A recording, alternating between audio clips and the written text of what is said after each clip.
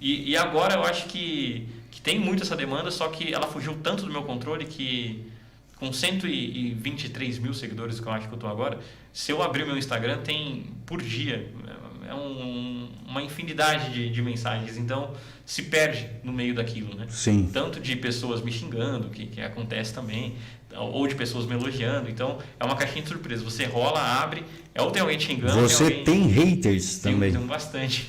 Não creio, cara. Tenho bastante.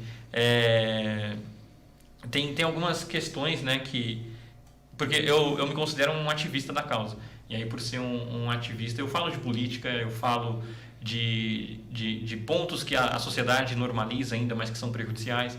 Tem um ponto que eu já sofri bastante hate, né, de pessoas tanto invalidando o meu diagnóstico, dizendo que eu estou me aproveitando, ou dizendo que eu, até de maneira bem pejorativa, assim, que eu sou um retardado, que eu não sei o que eu estou falando, porque eu sou autista, que eu sou um doente, esse tipo de coisa, assim, bem problemática mesmo e até criminosa, né?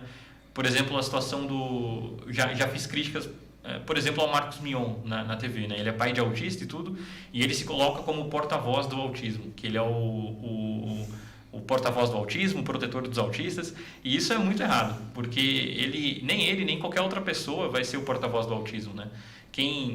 As pessoas autistas estão todos os dias lutando e falando sobre a causa que elas vivem, e aí vem uma pessoa que não é autista para se colocar como porta-voz, para dizer que é o defensor dos autistas. Isso é problemático e é um ponto que ele sempre erra, né? Ele sempre erra nesse ponto, assim. E é claro que a gente não invalida a paternidade dele, de nenhum outro autista, mas tem essas coisas de chamar de anjo azul, de usar azul, e aí a gente fala, isso é problemático, isso não é correto, e as pessoas levam muito para o pessoal e acabam criticando muito, né? E às vezes passa do ponto de... Até porque, desculpa te interromper, Não, o Marcos Mion, ele tem uma visão paternal, protetora Sim. ao extremo, e é o que você falou, o mundo não, né, se você isolar as crianças, os autistas ou qualquer grupo e depois soltar no mundo, o choque vai ser brutal, porque o mundo é cruel, é violento, ele é competitivo, lógico, tem as pessoas têm a solidariedade, o comunitarismo, as pessoas serem, né? Mas o mundo é assim, né? Desde do animal, o universo, né? A gente vê isso. Não tem essa competição. O mundo não é um mar de rosas. Eu falo, tem que preparar os filhos para, né? Para enfrentar mesmo o mundo. Eu acho que você fala nesse sentido. Sim. E eu acho que também concordo com esse negócio do Marcos Mion. Nem sei porque eu interrompi você. Não. Mas porque ele tem essa visão de pai, né? Então, para ele, colocar numa redoma talvez seja a melhor coisa, né? E aí tem muitos pais também, né? A grande maioria, diria eu, que é muito legal, é muito respeitosa e tudo. Mas tem alguns pais que sentem que eles estão tendo o lugar deles roubados, né? Porque quando a gente olha para a história assim, da comunidade autista ou para a história do autismo em si, as pessoas autistas nunca foram escutadas, né? E aí com o advento todo das redes sociais, isso se tornou uma possibilidade maior. E até então quem falava pelos autistas eram os pais, eram as mães, e aí chega os próprios autistas, né, e falam, não precisa falar por mim, eu falo por mim, né, no sentido assim de lugar de fala mesmo. Sim. E aí as pessoas entendem mal, meu filho não fala, então quem vai falar por ele? Eu falo, não, é claro que você pode ajudar o seu filho, mas você não pode falar como se você fosse autista.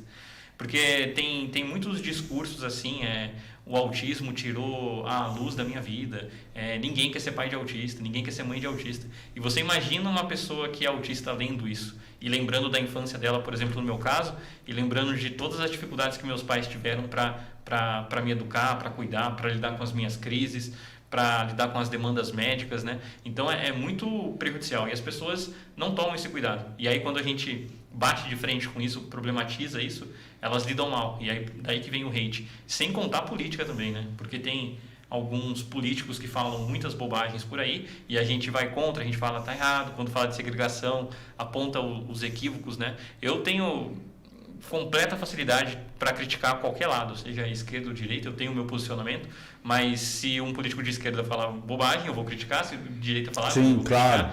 Só que as pessoas não entendem isso, elas meio que torcem por políticos e defendem independente do que for, né?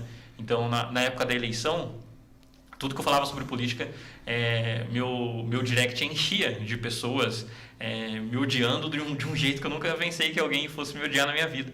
E faziam vídeos, então Eu lembro da primeira vez que um cara, um marmanjo, que eu nunca vi na vida, fez um vídeo me criticando no YouTube, e postou no Instagram também. Falei, meu Deus, esse cara sabe muita coisa de mim, eu não sei nem quem ele é, e ele tá me criticando por coisas que eu nem falei. Então ele falou que eu era contra a terapia para autistas, sendo que eu tinha feito uma postagem na época criticando, assim como muitos outros ativistas, abordagens terapêuticas que tentam normalizar a criança autista. E aí eu falava para os pais se atentarem a isso, que isso vai ser prejudicial no futuro, assim também como no presente. E aí as pessoas deturpam muito, né? Interpretam mal e falam, não, isso aqui é contra a terapia, ele é contra a ciência.